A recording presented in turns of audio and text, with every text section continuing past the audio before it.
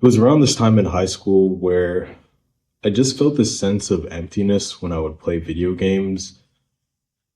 For most days, the day would look like dreading going to school because I knew it was going to be really boring, especially the classes where I didn't have many friends in.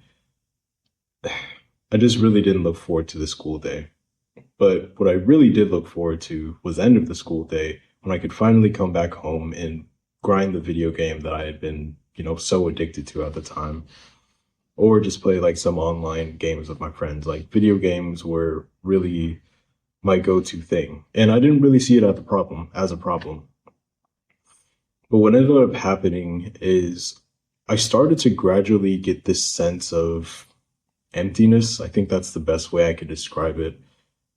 And how it played out is that after I'd get done with the binge session and I'd have to like get up to go get a snack or use the restroom or something, my mind would be flooded with these negative thoughts like, oh my gosh, you just wasted so much time and you're never going to get that time back. And that was kind of the recurring theme. Like I'm just wasting a lot of my time and energy playing these video games. And I knew that they weren't actually doing anything positive for my life. They were more so just an escape. And for a while, I tried to push this thought away. I thought maybe, okay, if I just play some different type of games, or maybe if I play more games with my friends, or, maybe if I just change things up a little, maybe I won't have all these negative thoughts. But this negative thought pattern just kept getting louder and louder and louder until I just couldn't ignore it. And chances are, if you've clicked on this video, you're experiencing something pretty similar. Video games, especially like when you're younger and innocent, whatever, they're not a big deal. Like it's just like some innocent fun that you're having.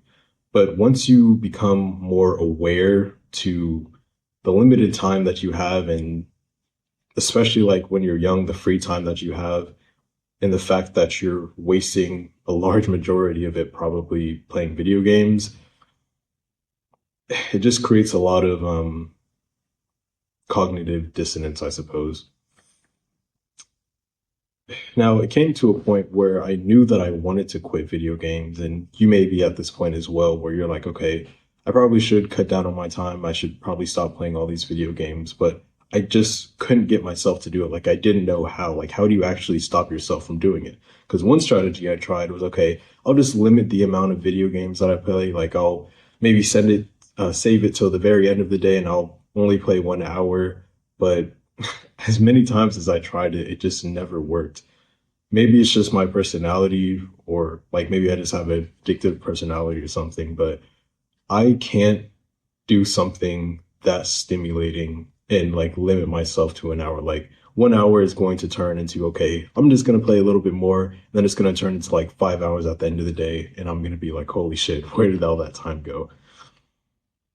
What I needed was a complete do-over. Like I couldn't just limit myself to the amount of time I spent playing video games. I had to completely get rid of it. So if you're in the situation, you feel the sense of emptiness from playing video games and you know that you ought to not be playing so much, what I recommend you do is just like completely get rid of it. So practically what I did is I just completely eliminated video games from my life. The best way I can explain this is that you can imagine like a fat person who's trying to lose weight. They're trying to lose weight, they're trying to eat healthier foods, go to the gym and like do all this healthier stuff so they can lose weight, get more muscular, or whatever their goal is. Now, what their present environment is, in the pantry, in the fridge, freezer, there's a whole bunch of like ice cream, desserts, cakes, and whatever. There's a whole bunch of fried food, chips, and like all of these things. You can imagine being in that environment, it's going to be very difficult for him to actually follow through with the things that he wanted to do. It's going to be very hard to go into the kitchen every single day, see that cake, see that, fried food and those chips and candies and say no. Like a lot of people try to rely on willpower, but our willpower really just isn't that strong long term. Eventually he's going to give in. He's going to eat that like shitty food. He's going to feel bad about himself and like end up overindulging. The way smarter play is to instead change his environment. So instead of trying to rely on this limited willpower, you just get rid of all of those junk foods and replace it with these healthy foods. So now when he goes into the kitchen or whatever, all that he has is like fruits and like these healthy whole foods and like all these healthy things to eat. And now it's going to be so much easier to eat the healthy foods. Now, of course, he still may like relapse and like go to the gas station or something or go to the grocery store and get some unhealthy foods. But the point is, by changing his environment, it's going to be so much easier to eat the healthy foods because it becomes the default. It's more accessible. It's going to be harder and take more time to actually do the bad habit. Essentially, you take the same like framework and apply it to like video games if you're trying to stop. What you do is that if you have a console, you unplug it, you either put it in the attic or the basement, or, if it's your own console and not like a family console, you can just sell it. If there's video games on your your phone or your tablet or whatever, you just get rid of it. If you have like games on Steam or whatever, you just delete Steam and delete all of those video games. Essentially, what you do is you make it as difficult as possible for you to engage in those bad habits. Because by doing that, obviously, it takes a lot of the willpower, the need for using willpower. And because again, like our willpower is so limited. People think that they can rely on willpower and it does last for a limited amount of time. But from my experience, at least, it's just not a good long-term play. I guess once you get rid of the stimulus that makes you want to play the video games in the first place, you're going to start to feel this sense of more emptiness. And this is a problem that you're going to face, most likely. You're going to feel even more empty because the thing is, by playing those video games, you are actually solving a need, just not in the optimal way. What this means is that, for example, me, the type of video games that were my absolute favorite, like my go-to, were the ones where you essentially start from ground zero and then you build up, make your character like more powerful, build these systems, and you like get really strong and powerful, get a lot of money, whatever.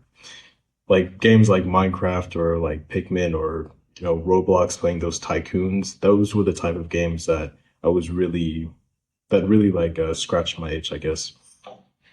And what I realized from like when I stopped playing video games and like just had this time in like empty space, I realized what I really wanted to be doing that I was avoiding was to like actually build myself up in real life. Like I wanted to level up in real life, but I was scared to do it. I felt like really uncomfortable. I was just avoiding it because if we're being honest, video games and like this stimulating like online social media and like all these things, it's a quick fix for like those psychological needs that you want. Like by playing those video games, I felt the sense of growth, even though I knew it wasn't like real. I felt that sense of growth, and by doing that, I didn't feel the need to like go out into the real world and actually build things. But what I really wanted to do is I wanted to make money like in real life by starting a business, a side hustle, whatever. I wanted to build my physique. I wanted to get better with girls and like all of these like other things that, naturally a lot of young guys want to do and build themselves in. And I was avoiding that because of those video games. But now that I didn't have that, I had to face that pain. And what a lot of people will do, unfortunately, is they feel that uncomfortable feeling, and then they go straight back to that thing because, it felt less painful. But if you can just stick it to that, and like not play video games and instead feel that desire, feel that need through actually something productive. Like for me, it was like trying different side hustles and business ideas and like actually going to the gym, working out, building my physique, actually doing things to level myself up. Eventually, I didn't really feel the need to go and play video games because I felt like I was actually leveling up in my real life. So the video games didn't really make sense, if that makes sense. I highly suggest, though, that if you're feeling this sense of emptiness when you play video games, that you don't ignore it. because it's a signal that your brain is giving you that it's time to level up. It's time to change the things that you're doing. Because if you keep doing it, if you keep ignoring it, you're going to stay in the same place that you are right now. And more than likely, you're going to be even in an even worse situation. It's hard, it's going to be uncomfortable, but if you do it, you're going to thank yourself later. That's all I've got to say, though. Peace out.